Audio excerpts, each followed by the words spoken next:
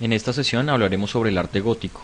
Lo estudiaremos desde el siglo XII hasta el siglo XV, entendiendo que se extiende desde Francia por toda Europa y estudiando también que ciertos elementos urbanos y de la vida social influyeron en el desarrollo de toda esta cultura.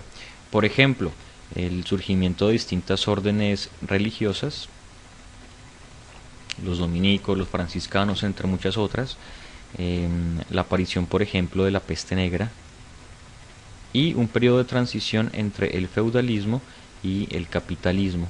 Definen básicamente los elementos de esta cultura medieval. Un tratadista y arquitecto renacentista italiano llamado Giorgio Vasari se refiere al arte de esta época como gótico de una manera despectiva, ya que lo considera inferior, bárbaro o godo con respecto al arte de Grecia y de Roma, que para los renacentistas era tan importante y fundamental. Estamos ante un scriptorium.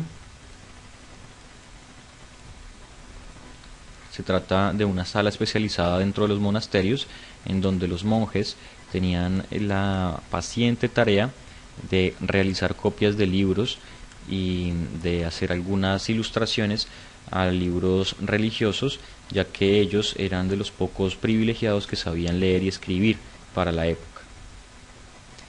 Estamos ante una de las pinturas más importantes del Giotto. Se trata de la estigmatización de San Francisco,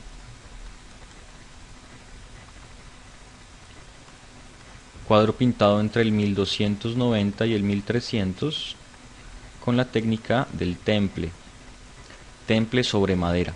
El temple es una técnica que usa tierras minerales y clara de huevo simplemente. Como podemos ver, los colores no son muy vivos y aún el manejo del espacio no es muy realista. Vemos cómo Jesucristo le otorga los estigmas o estas marcas de sangre características de la crucifixión a San Francisco. Estamos ante dos pinturas maravillosas de Cimabue, una de tantas Madonas que pinta entre 1285 y 86 y la crucifixión pintada en 1268. Como podemos ver, el manejo de la escala humana depende de la jerarquía. Algunos apóstoles y algunos ángeles y otras personalidades que no son tan importantes, por supuesto, como en este caso la Virgen y Jesucristo, eran representados con un tamaño menor a riesgo de parecer poco realista. Esto realmente no importaba, pues el tamaño hablaba a las claras de la jerarquía de los personajes representados. Podemos ver todavía que hay ciertos rezagos y algunas influencias del arte románico, esto en los colores y en el tipo de representación de la figura, todavía muy estático, sin mucho movimiento, aunque empiezan a aparecer algunas aproximaciones más naturalistas de la figura humana. Como por ejemplo en este cuadro de Carlo Crivelli, se trata de la Anunciación, una tabla pintada en 1476, ya unos buenos años después.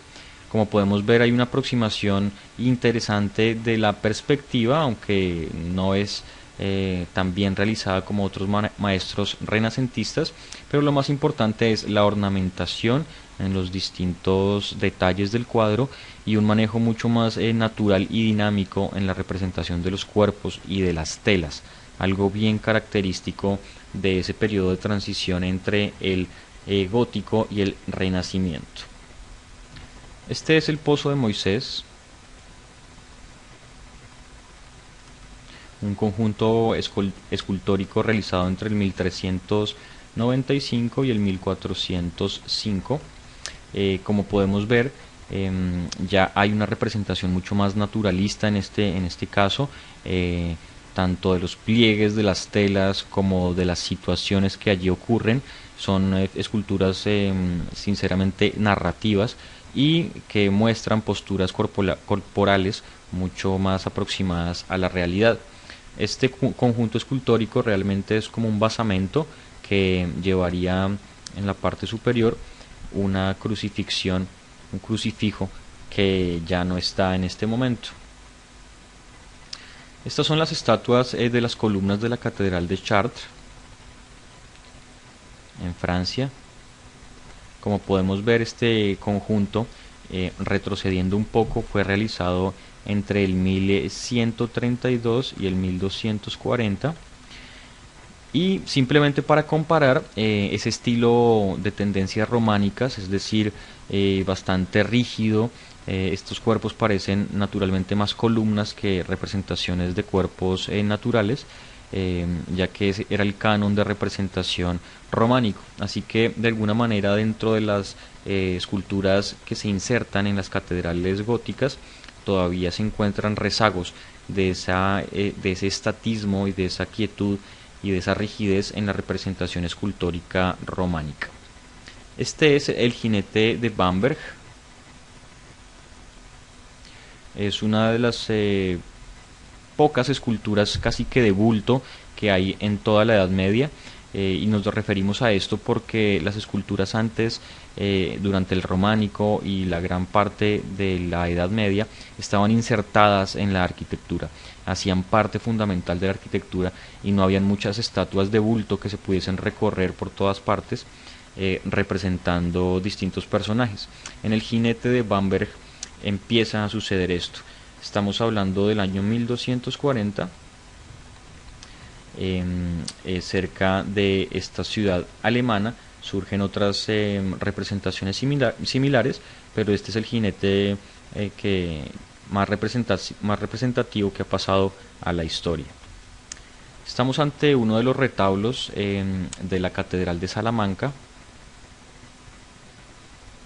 Estamos ya en España.